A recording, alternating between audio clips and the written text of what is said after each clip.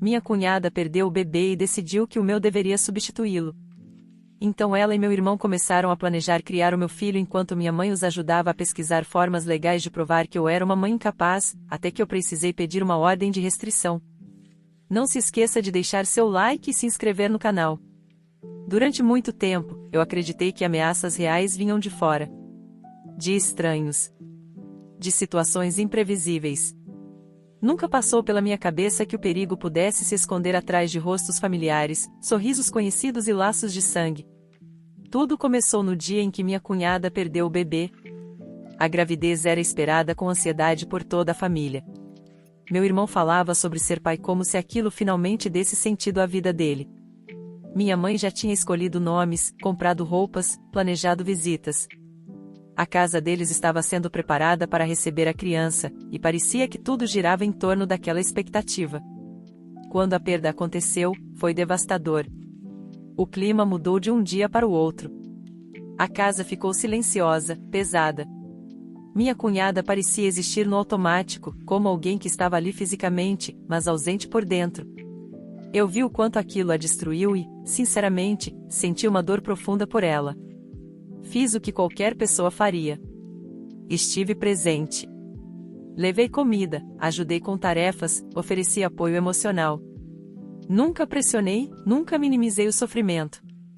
Afinal, perder um filho é uma dor que ninguém deveria enfrentar. Alguns meses depois, descobri que estava grávida. A notícia veio acompanhada de sentimentos misturados. Alegria, medo, esperança e culpa. Eu sabia que aquela informação poderia ser difícil para ela. Quando contei, minha cunhada me abraçou forte demais. Chorou dizendo que estava feliz por mim, mas o olhar dela não combinava com as palavras. Havia algo intenso, quase desesperado, naquele abraço. Ignorei o desconforto. Passei a tentar ser o mais discreta possível. Evitava falar da gravidez. Não comentava sobre exames, enjoos ou preparativos. Era como se eu tentasse diminuir a existência do meu próprio bebê para não ferir alguém. Mesmo assim, minha cunhada se aproximou cada vez mais. Ela queria saber absolutamente tudo. Acompanhava consultas, perguntava detalhes médicos, tocava minha barriga sem pedir permissão.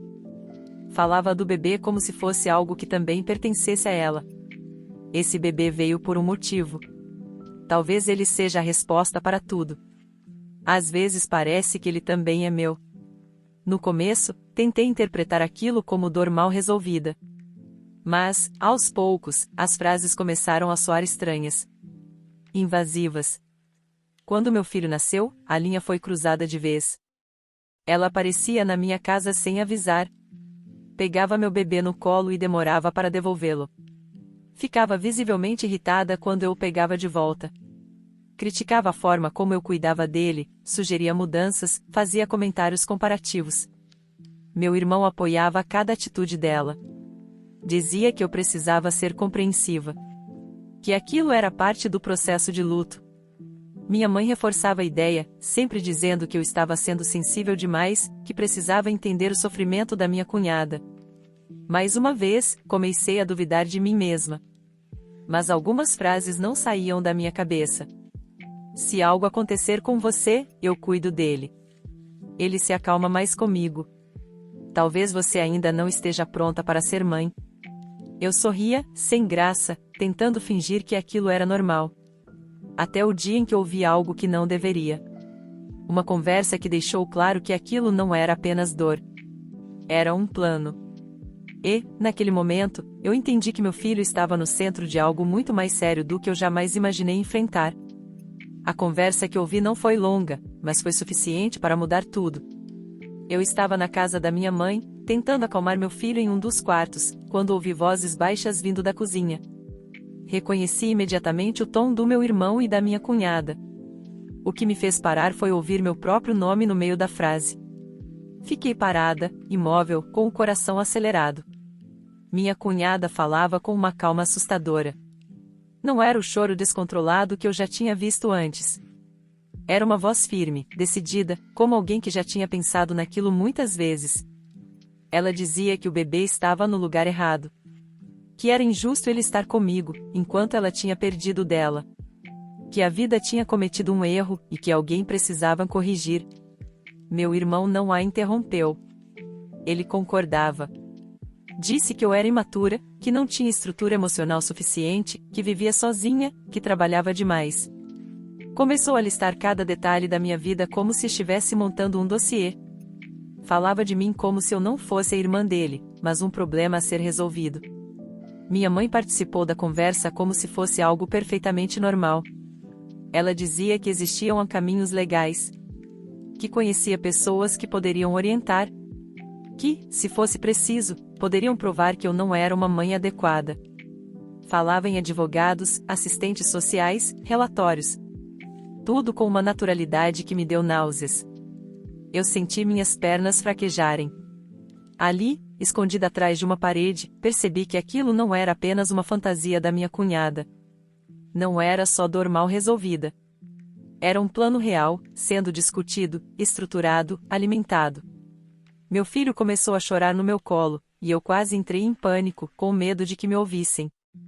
Respirei fundo, tentei acalmá-lo em silêncio, enquanto lágrimas escorriam sem que eu conseguisse controlar. Naquele momento, algo dentro de mim se partiu. As pessoas em quem eu mais confiava estavam planejando tirar meu filho de mim. Saí da casa da minha mãe sem me despedir. Ninguém percebeu. Ou, se percebeu, não se importou.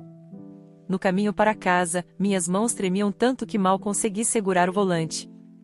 Minha cabeça girava, tentando entender como tudo tinha chegado àquele ponto. Passei a noite em claro.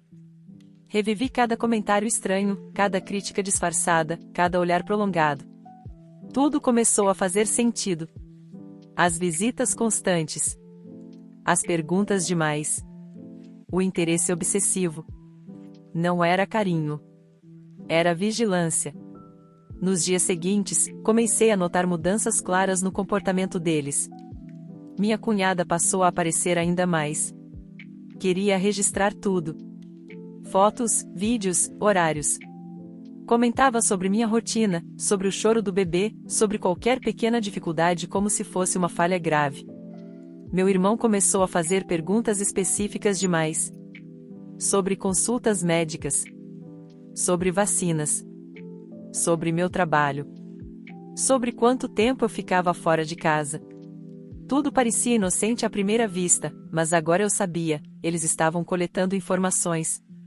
Minha mãe reforçava a pressão. Dizia que eu precisava de ajuda. Que talvez fosse melhor deixar o bebê passar mais tempo com eles. Que era para o bem da criança. Usava palavras bonitas para justificar algo monstruoso. E eu comecei a viver com medo. Medo de sair de casa. Medo de deixar meu filho com qualquer pessoa. Medo de cada mensagem nova no celular. Percebi que, se eu não fizesse algo rápido, perderia não só minha paz, mas meu filho. E foi nesse ponto que eu entendi que confiar na boa intenção deles já não era uma opção. Eu precisava me proteger. Depois daquela conversa, nada mais parecia seguro. Cada ligação, cada mensagem, cada visita carregava uma intenção oculta. Eu passei a observar tudo com atenção redobrada, como alguém que sabe que está sendo vigiada. A casa, que antes era meu refúgio, começou a parecer frágil demais diante do que estavam tentando fazer. Minha cunhada mudou completamente a forma de falar comigo. Ela já não fingia preocupação. Agora, suas palavras vinham carregadas de julgamento. Comentava sobre o choro do meu filho como se fosse prova de negligência. Questionava minha alimentação durante a gravidez, insinuava que isso poderia ter causado problemas. Qualquer detalhe era usado como argumento contra mim. Meu irmão se tornou distante e frio. Falava comigo como se estivesse avaliando um caso, não conversando com a própria irmã. Fazia perguntas estranhamente específicas sobre minha rotina. Quantas horas eu dormia? Quantas vezes o bebê acordava à noite? Se eu me sentia estressada. Se já tinha pensado em procurar ajuda psicológica. Tudo isso vinha acompanhado de um tom que parecia compassivo, mas soava como ameaça velada. Minha mãe assumiu um papel ainda mais perturbador. Ela começou a sugerir, com frequência crescente, que eu precisava de um apoio profissional. Falava sobre mães que perdem o controle, sobre como o estresse pode levar a decisões perigosas. Sempre usando exemplos genéricos, mas olhando diretamente para mim. Um dia, ela mencionou que tinha conversado com uma conhecida que trabalhava com assistência social. Disse isso como quem comenta algo trivial. Foi ali que entendi que o plano estava avançando. Passei a documentar tudo. Guardei mensagens. Registrei datas e horários de visitas. Anotei comentários estranhos. Comecei a salvar áudios e prints. Cada vez que minha cunhada fazia uma crítica disfarçada, eu anotava. Cada vez que meu irmão insinuava que eu não era capaz, eu registrava. Eu estava com medo, mas estava alerta. Ao mesmo tempo, tentava manter a aparência de normalidade. Não queria provocar nada. Não queria dar a eles a chance de me acusar de instabilidade. Cada sorriso era calculado. Cada resposta, pensada. Por dentro, eu estava em frangalhos. Dormia mal. Tinha pesadelos constantes. Acordava no meio da noite para checar se meu filho estava respirando, como se alguém pudesse simplesmente aparecer e levá-lo embora. A gota d'água veio quando minha cunhada, numa conversa aparentemente casual, disse algo que gelou meu sangue. Você já pensou no que aconteceria se alguém denunciasse você? Ela sorriu ao dizer isso. Meu irmão estava ao lado dela. Não disse nada. Apenas observou. Minha mãe desviou o olhar. Naquele instante, não restou mais dúvida alguma. Aquilo não era mais implícito. Era uma ameaça direta. Voltei para casa tremendo. Segurei meu filho no colo e chorei como nunca tinha chorado antes. Não de tristeza, mas de terror. A ideia de alguém tentar arrancá-lo de mim era insuportável. Naquela noite, tomei a decisão mais difícil da minha vida. Eu não podia mais lidar com isso sozinha. No dia seguinte, procurei um advogado. E, pela primeira vez desde que tudo começou, senti que talvez eu ainda tivesse uma chance de proteger o que mais importava. O escritório do advogado era pequeno, silencioso e cheirava a café velho. Ainda assim, foi o primeiro lugar em semanas onde consegui respirar com um mínimo de segurança. Enquanto eu falava, minha voz tremia. Contei tudo desde o começo: a perda do bebê da minha cunhada, a obsessão crescente, os comentários estranhos, a conversa que ouvi escondida, as ameaças veladas, o envolvimento da minha mãe. Mostrei mensagens, áudios, anotações. Cada prova parecia arrancar um pouco do peso que eu carregava sozinha. O advogado ouviu tudo sem me interromper. Quando terminei, ele ficou em silêncio por alguns segundos e então disse algo que ainda ecoa na minha cabeça. Você fez muito bem em vir agora. Ele explicou que o comportamento deles ultrapassava qualquer limite aceitável. Que aquilo não era apenas conflito familiar, mas uma tentativa concreta de interferir na guarda de uma criança. Disse que, com o que eu tinha em mãos, já havia base para medidas legais preventivas.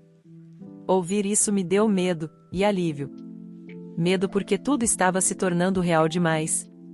Alívio porque, pela primeira vez, alguém não estava minimizando o que eu sentia. Saí de lá com orientações claras: não confrontar diretamente, manter distância, registrar qualquer novo contato suspeito e, principalmente, proteger meu filho acima de qualquer tentativa de a resolver em família. Essa última frase foi um choque. Durante anos, tudo na minha vida girou em torno da ideia de resolver as coisas internamente, de não expor conflitos, de manter a aparência de união. Agora, eu precisava aceitar que a própria família tinha se tornado uma ameaça. Nos dias seguintes, comecei a impor limites reais. Parei de atender ligações da minha cunhada. Respondi mensagens do meu irmão apenas de forma objetiva. Informei a minha mãe, com cuidado, que precisava de espaço. A reação foi imediata e explosiva. Minha mãe me acusou de estar exagerando. Disse que eu estava sendo cruel com uma mulher em luto. Que estava destruindo a família com paranoia. Usou palavras duras, dizendo que eu estava criando uma guerra desnecessária. Minha cunhada, por outro lado, mudou de estratégia. Passou a me mandar mensagens chorosas. Dizia que só queria ajudar. Que me amava. Que jamais faria mal ao meu filho. Cada frase vinha carregada de culpa disfarçada de carinho. Meu irmão oscilava entre silêncio e mensagens frias, dizendo que eu estava seguindo um caminho perigoso. E então veio o golpe mais baixo. Recebi uma notificação de que alguém havia feito uma denúncia anônima contra mim, questionando minha capacidade como mãe. Nada grave o suficiente para uma ação imediata, mas o bastante para me deixar apavorada. Eu sabia exatamente de onde aquilo tinha vindo. Foi naquele momento que percebi que não havia mais volta. Eles tinham cruzado uma linha que não podia ser apagada com conversa ou boa vontade. Voltei ao advogado no mesmo dia. E, dessa vez, não era mais sobre prevenção. Era sobre proteção. A denúncia não foi apenas um aviso. Foi um recado claro. Nos dias seguintes, minha rotina passou a ser tomada por medo e vigilância. Eu analisava a cada som fora de casa, cada carro estacionado por mais tempo do que o normal. Comecei a registrar tudo com ainda mais cuidado. Fotos. Prints. Anotações detalhadas. Eu vivia em estado de alerta constante. Meu advogado confirmou o que eu já suspeitava. A denúncia havia sido feita com informações muito específicas. Horários. Hábitos. Detalhes que só alguém próximo poderia conhecer. Aquilo não era coincidência. Era uma tentativa calculada de me desestabilizar. Pouco depois, minha cunhada apareceu na minha porta sem avisar. Eu não abri. Ela ficou do lado de fora por longos minutos, batendo, chamando meu nome, dizendo que só queria conversar. Meu filho começou a chorar no meu colo, assustado com o barulho. Meu coração parecia que ia sair pela boca. Quando finalmente foi embora, deixou uma mensagem dizendo que eu estava exagerando tudo e que estava prejudicando o próprio filho ao afastá-lo da família. Mostrei tudo ao advogado. Foi ali que ele me disse, sem rodeios, que o comportamento deles já justificava uma ordem de restrição. Que eu não precisava esperar algo pior acontecer para agir. Que o sistema existia exatamente para situações como aquela. A ideia de pedir uma ordem contra pessoas da minha própria família me deixou enjoada. Era algo que eu nunca imaginei fazer. Algo que, até pouco tempo atrás, eu jamais teria considerado. Mas agora, não se tratava mais de sentimentos. Se tratava de segurança. Enquanto o processo começava a ser preparado, a família reagiu com fúria. Minha mãe ligou gritando, dizendo que eu estava destruindo tudo. Que estava envergonhando a família. Que eu não entendia o sofrimento da minha cunhada. Disse que eu era ingrata, cruel, sem coração. Meu irmão mandou uma mensagem dizendo que, se eu seguisse com isso, não haveria mais volta. E, pela primeira vez, eu não recuei. Respondi apenas que estava fazendo o que era necessário para proteger meu filho. No fundo, eu sabia que aquela decisão me isolaria. Que eu perderia pessoas. Que o rótulo de vilã já estava sendo colado em mim. Mas também sabia que, se eu não agisse, poderia perder algo infinitamente mais importante. Nos dias que se seguiram, vivi com medo constante de represálias. Cada visita inesperada me fazia congelar. Cada número desconhecido no celular me causava pânico. Até o dia em que recebi a confirmação. A ordem de restrição havia sido concedida. Contra minha cunhada. Contra meu irmão. E, em partes, contra minha mãe. Quando li o documento, minhas mãos tremiam. Não de alívio completo, mas de um misto de dor, choque e proteção. Aquele papel representava tudo o que eu nunca quis, mas tudo o que eu precisei fazer. Minha família tinha se tornado, oficialmente, uma ameaça legal. E, a partir daquele momento, nada mais poderia ser fingido. A ordem de restrição mudou tudo e, ao mesmo tempo, não mudou nada. No papel, eu estava protegida.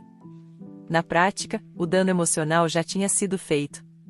Saber que pessoas que eu amava agora estavam legalmente proibidas de se aproximar de mim e do meu filho era algo difícil de processar. Cada linha daquele documento parecia confirmar que a situação tinha ido longe demais para qualquer retorno simples. A reação da família foi imediata. Soube por terceiros que minha cunhada entrou em colapso. Chorava dizendo que eu tinha roubado o último pedaço de esperança dela. Meu irmão passou a espalhar a versão de que eu tinha enlouquecido, que estava sendo manipulada por advogados gananciosos, que tudo não passava de exagero. Minha mãe se calou. O silêncio dela doeu mais do que os gritos dos outros. Por semanas, vivi como se estivesse reaprendendo a existir. Ajustei minha rotina. Troquei fechaduras. Avisei a escola, o pediatra, qualquer pessoa que tivesse contato com meu filho. Carregava sempre comigo cópias da ordem de restrição, como se fosse um escudo frágil, mas necessário. Dormir continuava difícil. Qualquer barulho me despertava. Qualquer lembrança fazia meu peito apertar. Eu revivia cenas, diálogos, ameaças. Às vezes, me pegava chorando no meio da madrugada, segurando meu filho, pedindo desculpas por tê-lo colocado no centro de algo tão sombrio. Mas, pouco a pouco, algo começou a mudar. A distância trouxe clareza. Sem a pressão constante, comecei a perceber o quanto aquela situação tinha sido distorcida desde o início. Como o luto da minha cunhada foi alimentado em vez de tratado. Como meu irmão escolheu o caminho mais fácil, justificar o injustificável. Como minha mãe, ao tentar resolver tudo, acabou validando o pior. Nada disso era minha culpa. Aceitar isso não foi imediato. Foi um processo lento, doloroso, cheio de recaídas emocionais. Mas necessário. Alguns meses depois, recebi a confirmação de que a denúncia contra mim havia sido oficialmente arquivada. Nenhuma irregularidade. Nenhuma evidência. Nenhuma falha no cuidado com meu filho. Aquilo trouxe um alívio que eu não conseguia descrever em palavras. Pela primeira vez, senti que estava realmente segura. Ainda assim, a cicatriz ficou. Aprendi, da forma mais dura possível, que nem todo perigo vem de fora. Que nem todo sorriso é proteção. Que, às vezes, amar alguém exige manter distância. E que ser mãe significa, acima de tudo, lutar, mesmo quando isso significa enfrentar a própria família. O tempo não curou tudo, mas ensinou a conviver. Meses se passaram desde que a ordem de restrição entrou em vigor. A vida não voltou ao que era antes e eu já não esperava que voltasse. O silêncio da família se tornou permanente, com raras exceções. Não havia pedidos de desculpa, nem tentativas sinceras de reconciliação. Apenas distância. E, estranhamente, isso foi o que me permitiu seguir em frente. Meu filho cresceu rodeado de cuidado e estabilidade. Aos poucos, os dias deixaram de ser marcados pelo medo constante. As noites ficaram mais tranquilas. O peso no peito, que antes parecia permanente, começou a diminuir. Às vezes, ainda penso em tudo o que aconteceu. Penso em como o luto, quando não é tratado, pode se transformar em algo perigoso. Em como pessoas que deveriam proteger acabam se tornando ameaças. Em como é fácil normalizar comportamentos abusivos quando eles vêm disfarçados de família. Minha cunhada nunca procurou ajuda profissional, pelo menos não que eu saiba. Meu irmão continuou defendendo suas escolhas, como se admitir o erro fosse pior do que perder o contato comigo. Minha mãe, por sua vez, tentou uma reaproximação tímida meses depois, mas sem reconhecer o papel que teve em tudo. Eu não consegui aceitar. Não por ódio, mas por necessidade. Aprendi que perdoar não significa se expor novamente ao perigo. Que algumas feridas exigem distância para não se reabrirem. Que proteger meu filho sempre será mais importante do que manter aparências. Hoje, quando olho para trás, sinto tristeza pelo que foi perdido. Mas sinto orgulho pelo que foi preservado. Meu filho está comigo. Seguro. Amado. E isso é tudo o que realmente importa. Se existe algo que essa experiência me ensinou, é que ser mãe não é apenas cuidar, é ter coragem. Coragem de dizer não. Coragem de romper. Coragem de enfrentar até quem compartilha o mesmo sangue. Eu não escolhi essa batalha. Mas escolhi vencê-la. Obrigado para quem ouviu até aqui. Curta e se inscreva no canal para mais vídeos.